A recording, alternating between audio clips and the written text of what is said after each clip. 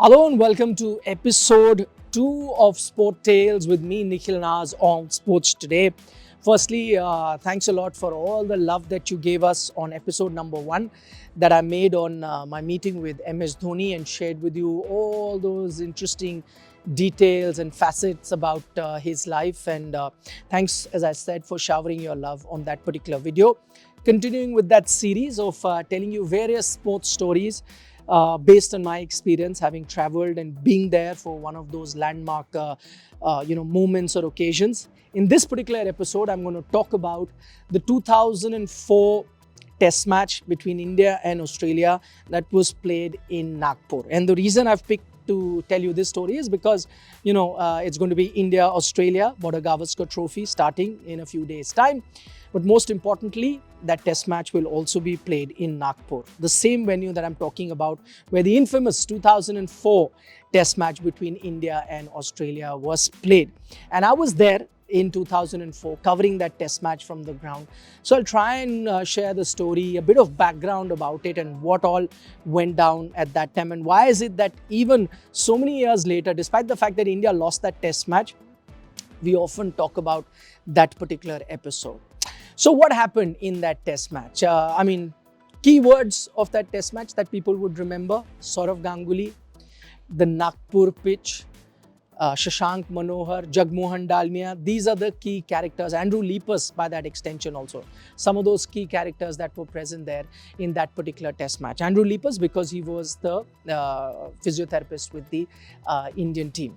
So what happened? Now, just to give you a bit of a context, that series, India were trailing because the first test match was played in Bangalore.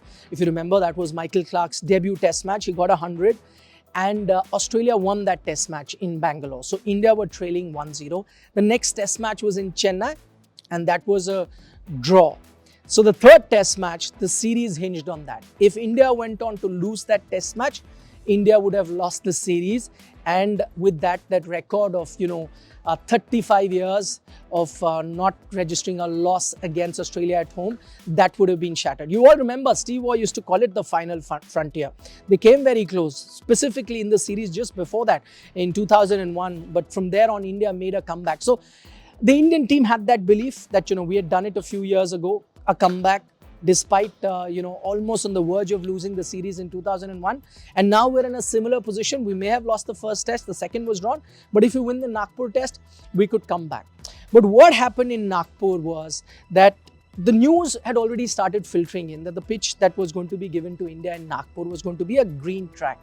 Now, the previous test match in Chennai had finished, if I remember, around 19th of that month. And then 19th of October, if I'm not mistaken. By 20th, Sourav Ganguly picked up the phone, called up the Vidarbha Cricket Association, got in touch with Shashank Manohar, who was the boss, to tell him that, listen, if there is any grass, please shave it off. Give us a spin-friendly wicket. And that's a norm, right? You kind of give pitches to suit the home team. Now, Sourav, remember, and there was a bit of a gap between these two test matches, about a 6-day gap. 26th is when the next test match in Nagpur was supposed to be starting. So there was enough gap to, make the pitch to suit the home team, so to say.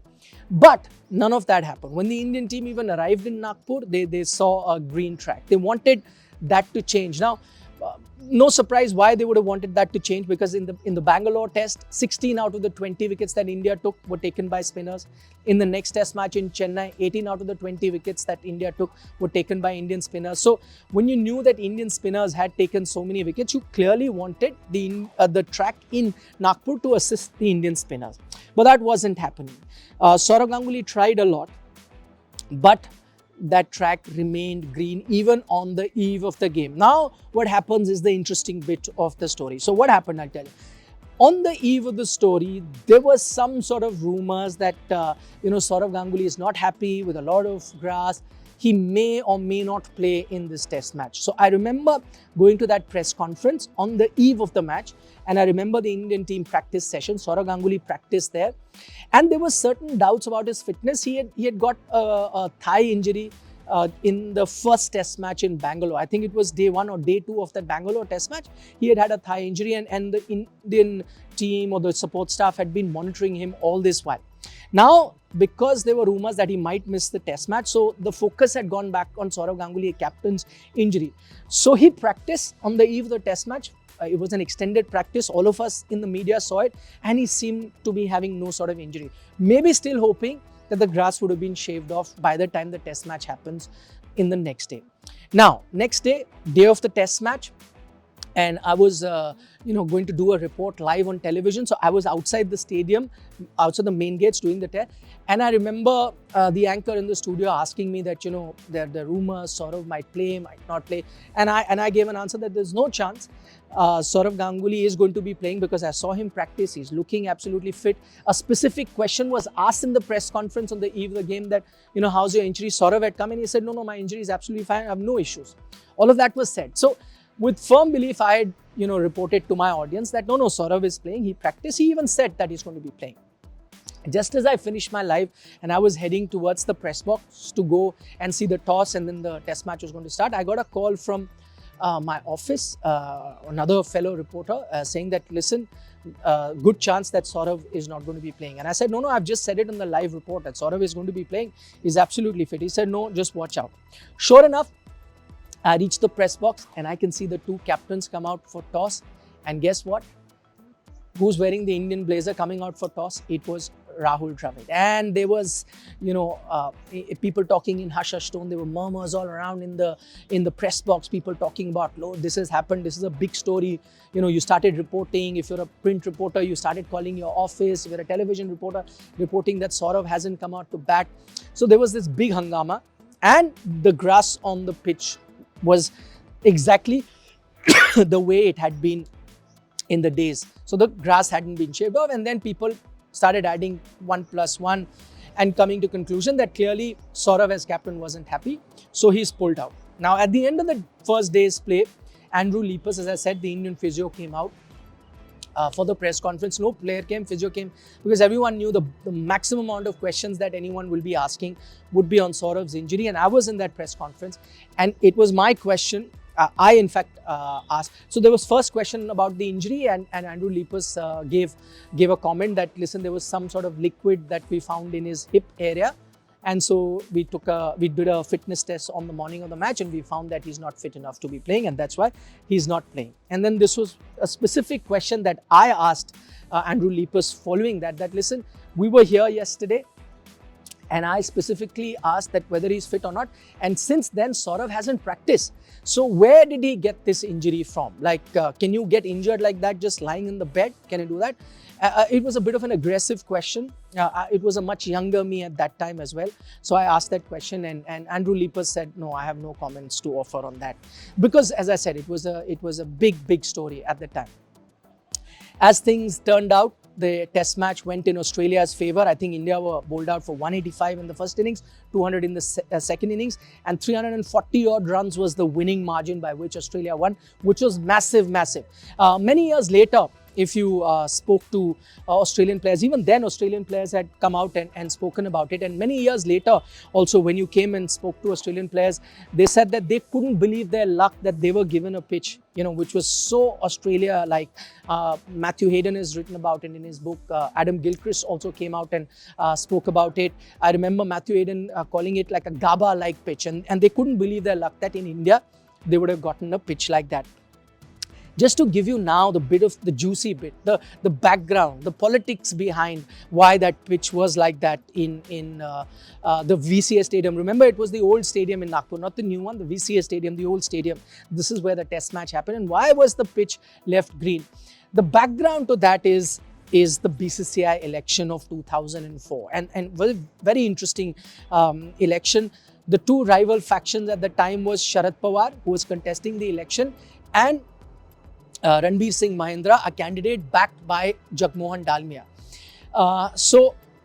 Overall, when you spoke to people, and I covered that BCCI election, Sharad Pawar had the numbers behind him. He was marginally ahead. But then that's where Jagmohan Dalmia, the shrewd Jagmohan Dalmia, came into his own. He used the powers that he had and the leeways in the constitution of the BCCI to find a way to ensure that his candidate wins. So I think 29 associations were going to vote. First thing Jagmohan Dalmia did was, based on technicalities, barred Maharashtra from voting. So that was one vote that Sharad Pawar lost out. He was still, with the remaining 29, still got the vote 15-14 in his favor. But that's when Jagmohan Dalmia used his, again, smart ploy. Because he was the chairman of the AGM that was called for the election, he got one extra vote. So he casted that vote, he made it 15 all. Then, whenever an election is tied, then the president has another deciding vote that he can cast. So that's another vote that Jagmohan Dalmia cast, and that became 16-15 in favor of Ranbir Singh Mahindra, and that's how Sharad Pawar lost that election. Remember, Jagmohan Dalmia actually voted 4 times there, because he, apart from these 2 votes that I just mentioned, he also voted as the president of Cricket Association of Bengal, and he was also the head of NCC, which is another vote that comes into the BCCI election. So 4 votes he got, even though his camp didn't have the numbers, but he used his powers and the leeways that he got in the constitution to ensure that Sharad Pawar lost the election. And the common joke amongst us media people was that Sharad Pawar is a man who rarely loses any elections, even in the national front, even in politics. And imagine, this probably is the first election loss of Sharad Pawar, and it has come in the BCCI. So BCCI elections are sometimes even more trickier than national elections. So that's the common joke that people in the media like us used to share between us quite often. So smarting from that loss, now you got to remember, Shashank Manohar, the head of Vidarbha cricket, was on the side of Sharad Pawar. He had voted against Jagmohan Dalmia and voted in favor of Sharad Pawar. So smarting from that loss of the BCCI election, at that time, Shashank Manohar, who was the head of Vidarbha Cricket Association, because of the smart ploy that Jagmohan Dalmia had done at that time, he wanted to hurt them because of that election loss. So 2 things. One, if an Indian team loses a series like Australia, there will be a lot of uproar within the BCCI because you've had a big loss in cricket. That might go in the favor of Sharad Pawar following elections. The other thing was, everyone knew that Saurav Ganguly, who was the captain at the time, was very close to Jagmohan Dalmia, and this was one way of really hurting them. So the BCCI politics, the boardroom politics, actually played a part or a role in how that particular series panned out.